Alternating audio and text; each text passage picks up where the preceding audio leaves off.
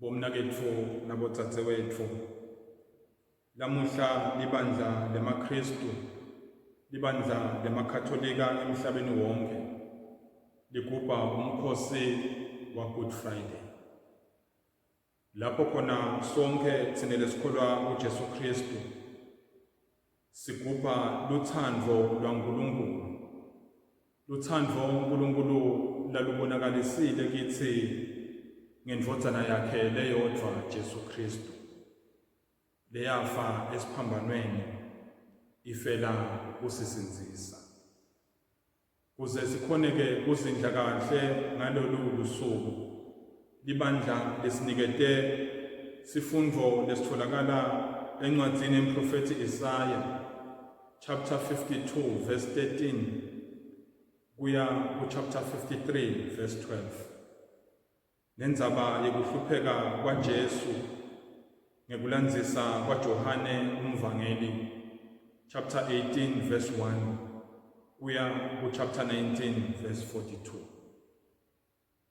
Kuletifundvo ke lesitifundzile letimbili, Jesu uvetwa kithi njengesisebenti saNkulunkulu lesatemukelela sona ngekutsanza kwaso, kuhlupheka, kuhlukubetwa, kwetfala siphambano, kufa ngenxa yetfu.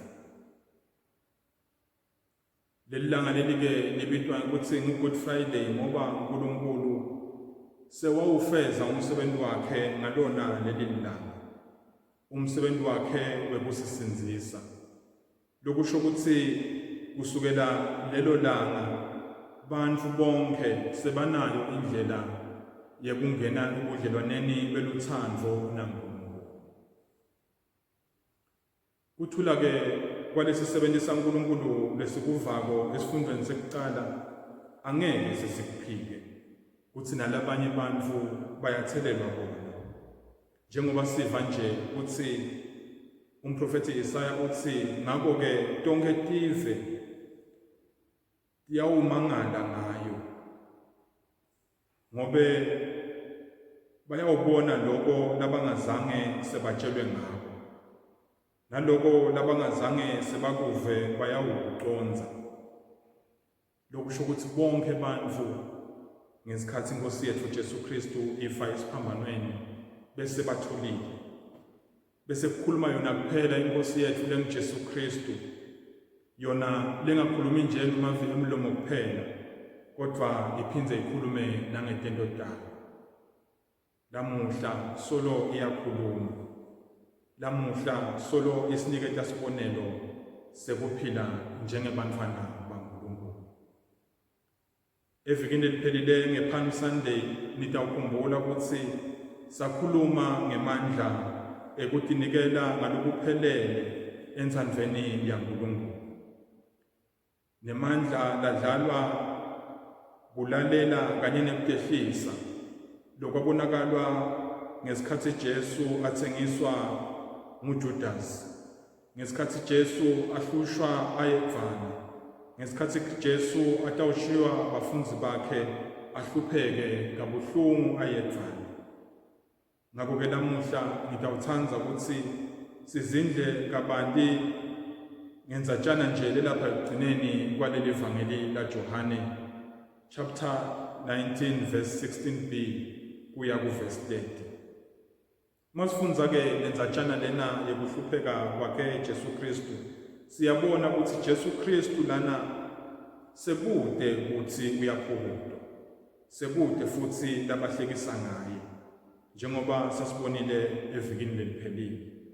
Nebafundzi bakhe futhi Jesu abamshiyi, kodwa Jesu yena lucobo lwakhe nguye lobacelelako kulabo labebede kutawumbopha, kuze kufezeke isithembiso sakhe Jesu labekadze asendile nebafundzi bakhe ngesikhathi athi, bonke labo babe langinikete bona angeke baze bangilahlekele. Loko sikutfola kuye Johane chapter 6 verse 39.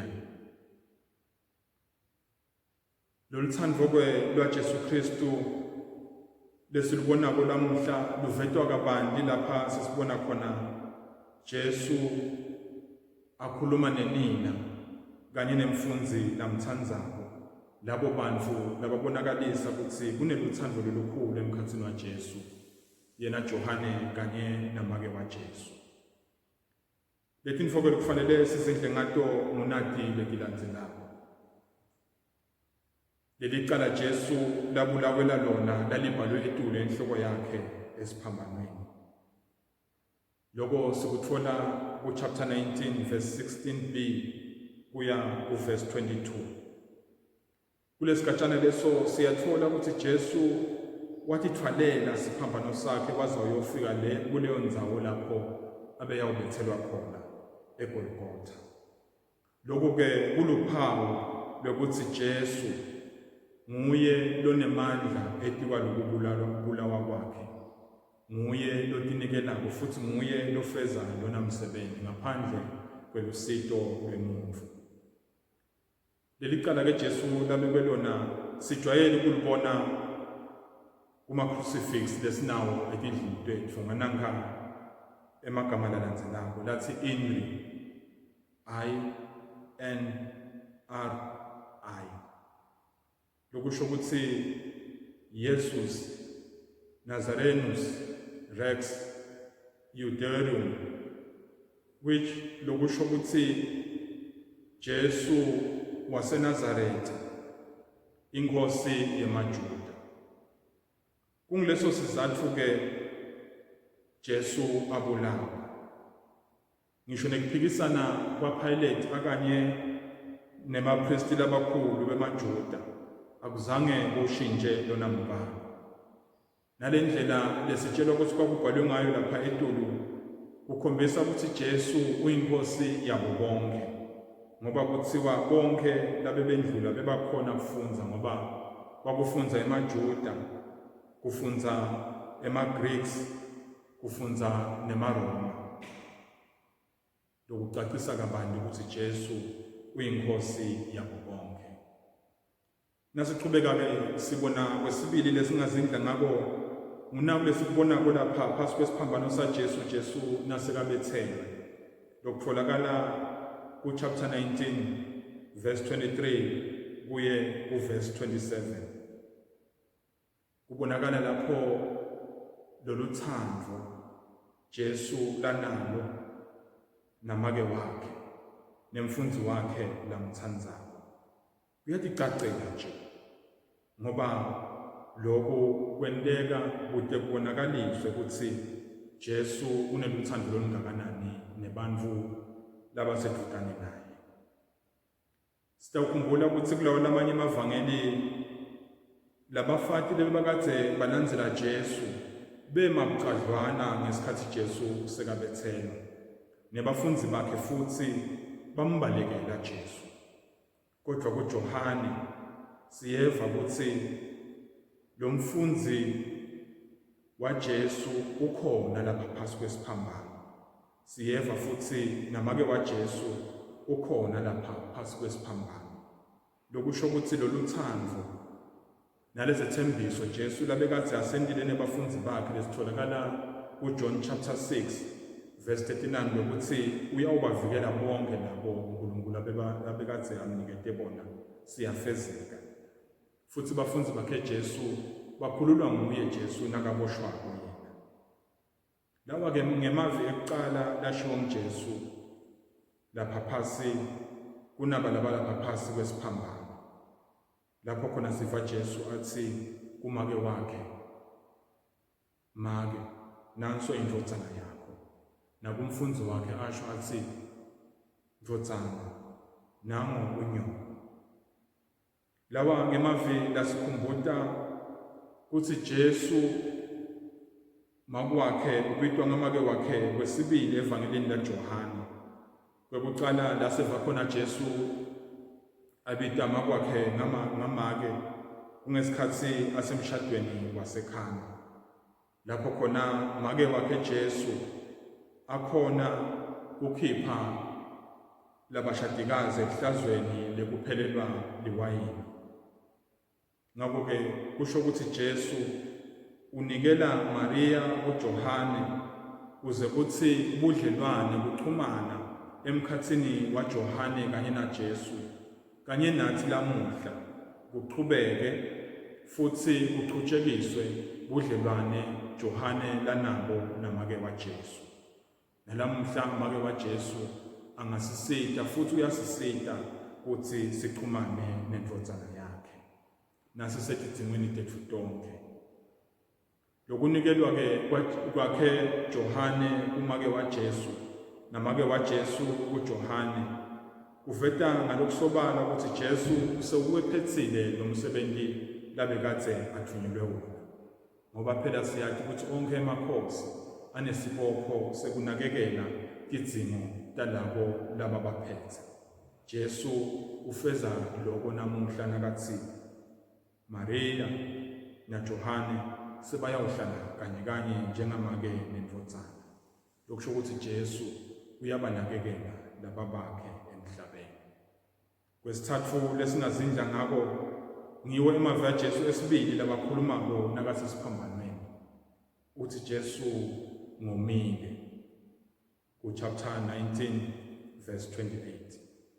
Lawa ngemavi yesibili lakhulunywa nguJesu nakasesiphambanweni. Lawa mavi asithatha asibuyisele eSamaria lapho khona Jesu ahlangana nemfati womSamaria nakayawukha emandilo namfati. Afike Jesu athi kuye ucela ukuthi amnathise. Lapho Jesu abetshela lo mfati ukuthi umbitela elukholweni. Futhi naye lo mfati wasemukela lesimelo. Wahamba sekakholwa.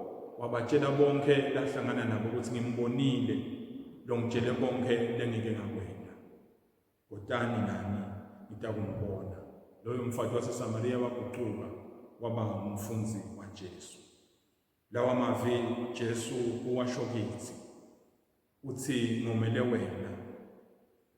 wena futhi. Jesu umoya wakhe womele lusindiso lwethu sonke. Womele futhi uyasibita ukuthi sivume ukuthi sibe ngomnakabo nabotsatsi wakho. Jesu bantu bakethu womele luthando lwethu. Futhi Jesu lamuhla lawo mavi lawasho esiphambanweni uyawaphinza kithi. Uthi ngomele wena. Ingabe thine ngalo lusuku la Good Friday la 2020 sitawuledlulisa yini lo lusuku singakamenethisi Jesu ekomeni kwakhe omele luthando lwethu. Noma ngabe angeke size simnike Jesu luthando lwethu, kodwa Jesu akayekeli kusomela omele lusindiso lwethu. Futhi Jesu utawuqhubeka nekomela luthando lwethu noma ngabe thine sesingamkhombisi ukuthi nathi simumele. Emagama ekugcina lokufanele sizindle ngawo ke lamuhla ngemagama lashiwo nguJesu esiphambanweni ekugcina lathi sekuphelele. Kwakufanele ke ukuthi lawa kube ngemagama ekugcina lashiwo nguJesu esiphambanweni ngoba phela Jesu sewuwephethile lona msebenzi labekade athunyelwe wona emhlabeni, umsebenzi wekusinzisa bonke abantu. Lokhu kusho ukuthi lo mnikelo wakhe Jesu lokutinela kwakhe Jesu sekuphethile umsebenzi wekusinzisa sonke isintfu. Kufa kwakhe lesikukhumbulako namuhla ngiso leso sento sakhe sekuphelelisa umsebenzi labekade athunyelwe wona emhlabeni. Kungaleso sento sakhe futhi tono tetfu tiyathethelela, tono tetfu tiyasuswa kithi. Sifanelwe thine kuba abantwana baNkulunkulu. Lamuhla asizindleni ke etinhlitiyweni tetfu ukuthi ngabe thine sitamvumela yini Jesu ukuthi asho ngemphefumulo yethu ukuthi sekuphelele nalona umphefumulo sengusinzisile. Sonke isikhathi abantu abekethu nasibuka iphambano letikhona emakhaya ethu sibitele ukuthi sizindle ngalona msebenzi lo wentiwa nguJesu lo waphelela esiphambanweni wekusisinzisa. Jesu nathi lamuhla uyasimema ukuthi simvumele ukuthi asisindise kude kuthi atawukhona egcine ngakho konke ukuthi umusa wami nemsebenzi wami lebengithunyelwe wona sewuphumelele, sewungenile nasemphefumulweni nasenhlitiyweni yanamu dzadze wethu nanamu umnaketfu.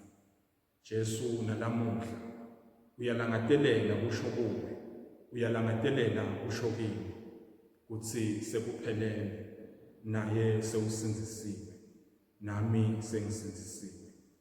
Lamuhla-ke asesizameni kuzindla ngalawa mandla aJesu labonakalayo ngekusifela kwakhe.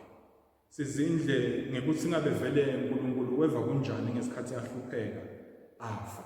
Sizindle ngekuthi kwakunjani uNkulunkulu ngesikhathi atinikela kumuntu. uNkulunkulu abulawa ngumuntu lodalwe nguye.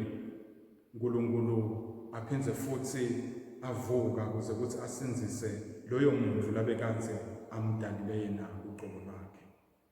Lokho kutasenda ukuthi silubone luthando laNkulunkulu lolungeke lulinganiswe nalutho. Luthando lesilubona namuhla njengoba sikuba umkhosi wa-Good Friday. Ngo-Good Friday ngoba umsebenzi waNkulunkulu wekusinzisa abantu sewuphumelelisiwe.